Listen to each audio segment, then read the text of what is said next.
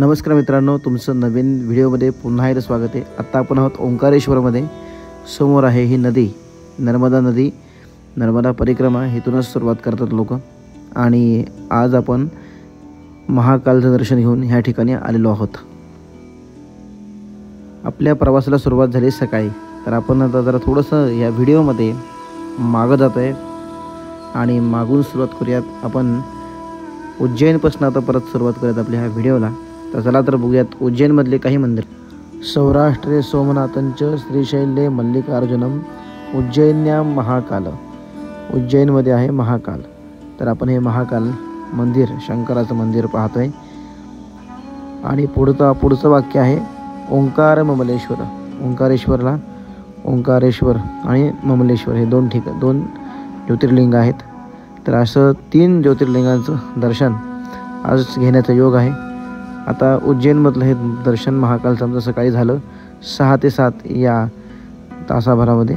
आणि आता आम्ही इथून चाललो आहे। नमस्कार, तर आपण आता आहोत उज्जैनला। महाकालेश्वर मंदिराचं दर्शन झालेलं आहे आणि आता चाललो आम्ही काल भैरवनाथ मंदिरला दर्शन घेण्यासाठी। बघूया पुढे काय होतं। भाऊ झाला ब्लॉगर, मस्तपैकी दर्शन झालेलं आहे। राजू तो काहीतरी बोल। नाही बोल काहीतरी बोल अरे तू लागू नको मागून आमचे गुरुजी राहुल कुलकर्णी यांच्या समवेत आमचं छान दर्शन झालेलं आहे महाकालेश्वर मंदिरामध्ये। आणि आता आम्ही पुढच्या दर्शनासाठी उज्जैन शहरामध्ये एका रिक्षामधून प्रवास करत आहोत। काल भैरवाचं दर्शन करणार आहे। त्यात भैरवाला मद्यप्राशन देतात। मद्यप्राशन करण्यासाठी प्रसादामध्ये विशेष गोष्टी ठेवतात, तर ती तुम्हाला पाहायला मिळेल। काल भैरव म्हणजे जागृत देवस्थान आहे। आणि इथून पुढे जायचं आपल्याला जमल्यास 100 किलोमीटरच्या अंतरावर बगलामुखी देवीचं मंदिर आहे, ते पण तांत्रिकच आहे। तिथून परत पुढे जायचं 100 किलोमीटरच्या अंतरावर ओंकारेश्वर मंदिर आहे। आता हे गोष्टी कितपत आम्हाला जमतील करायला माहीत नाही, पण जेवढं जमतील तेवढा दाखवण्याचा प्रयत्न असेल। बाकी बघूयात काय होतं आपल्या ह्या पुढच्या व्हिडिओच्या भागात। भेटूयात पुढच्या व्हिडिओमध्ये। धन्यवाद। जय महाकालेश्वर, जय महाकाल।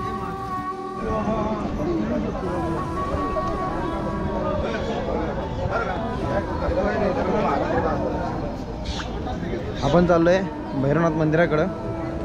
समोर आहे भैरवनाथ मंदिर। तर सरळ भैरवनाथ मंदिराकडे जाऊयात आणि पाहूयात आतमध्ये। हे बऱ्याच लोकांनी दोरे बांधलेत तिथं।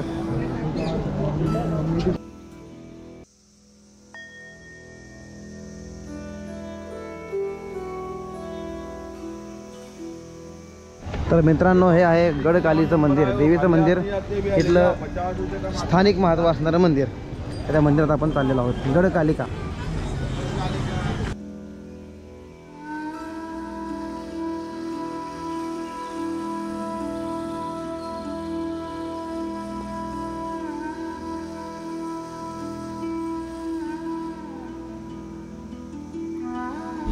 तर मित्रांनो, आता आपण चाललोय उज्जैनला, म्हणजे उज्जैनवरनं चाललोय आपण आता ओंकारेश्वरला।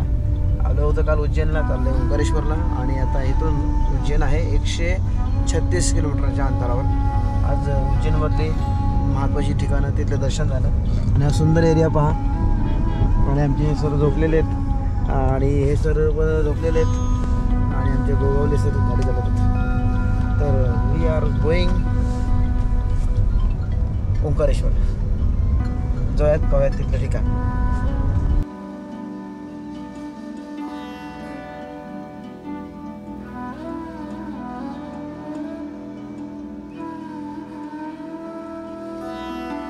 मित्रांनो, आता आपण आलो आहे ओंकारेश्वर मंदिराच्या इथं।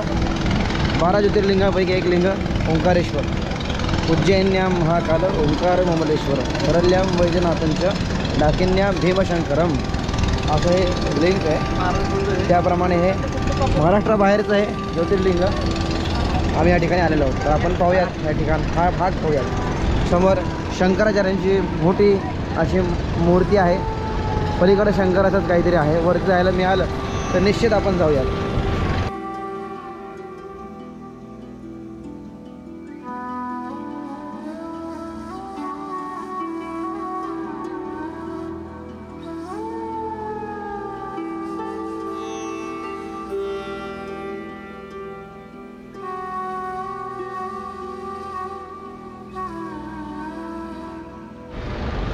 तर मित्रांनो, मी आता आहे ओंकारेश्वरमध्ये. मंदिरामध्ये गेलो, दर्शन घेतलं. समोर मंदिर आहे आणि ही नदी.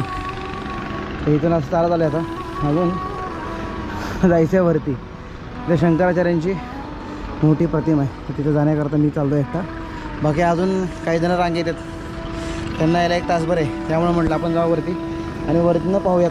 तसं मी वरचा व्हिडिओ काढला, पण म्हटलं आता आपण स्वतः जाऊ आणि कष्ट घेऊ म्हटलं. त्याकरता चाललो आहे. चला जाऊया वरती. असं छान दिसते. चल.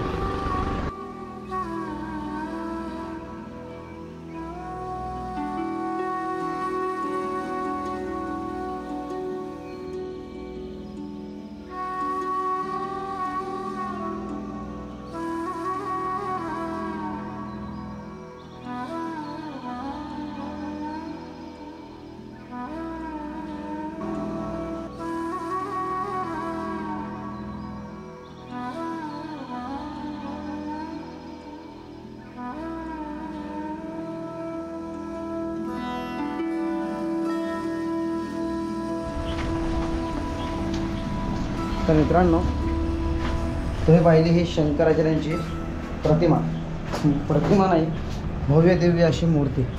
तर ती आता पाहून मी सुद्धा चाललो आहे खाली, कारण आता खाली जायचं आपल्याला. आणि चला, ते आले असतील दर्शन घेऊन. आपण इथून जाऊ त्या ब्रिजजवळ, म्हणजे तिकडनं येतील त्या ब्रिजजवळ. तर आता जाऊयात. आणि आता आपल्याला गाडीत जायचं आहे. आणि हा व्हिडिओ बघू आता काय करता येईल. हा व्हिडिओ आता मी इथंच संपुष्टात आणतो. हा व्हिडिओ पाहिल्याबद्दल धन्यवाद. जर व्हिडिओ करायची इच्छा झाली, जर पुढं काही चांगल्या गोष्टी दिसल्या, तर नक्की ह्या व्हिडिओच्या पुढच्या काही वेळात तुम्हाला पाहायला मिळतील. परंतु आता जाऊयात आपण. आता आपल्या मित्रांना भेटूयात, त्यांना घेऊन आपल्या गाडीपाशी जायचं आहे. गाडीपासून आपल्याला जायचं आहे आपल्याला नाशिककडं. नाशिकला गेलो की पुढचा प्रवास पुण्याचा आहे. तर जाऊयात. नाही. तर मित्रांनो, हे आपले सबस्क्रायबर आहेत आणि बीडवरून आहेत. तर ते आपल्याशी आता भेट झाली. ओंकारेश्वरला आले होते. तर ते पण आता वरती जातील. शंकराचार्यांची एक प्रतिमा आहे, ते पाहतील.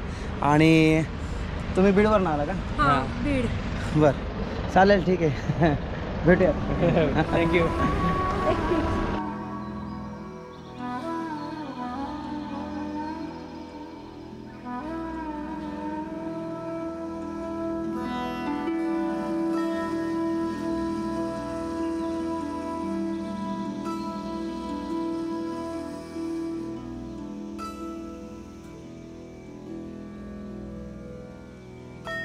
तर मंडळी, आता आपण ओंकारेश्वरवरून निघालो आहे. आता चाललो आहे आपण आपल्या घराकडं नाशिकला. आता नाशिकपासून पुणे असं आपल्या 2 टप्प्यामधले अंतर आहे प्रवासात.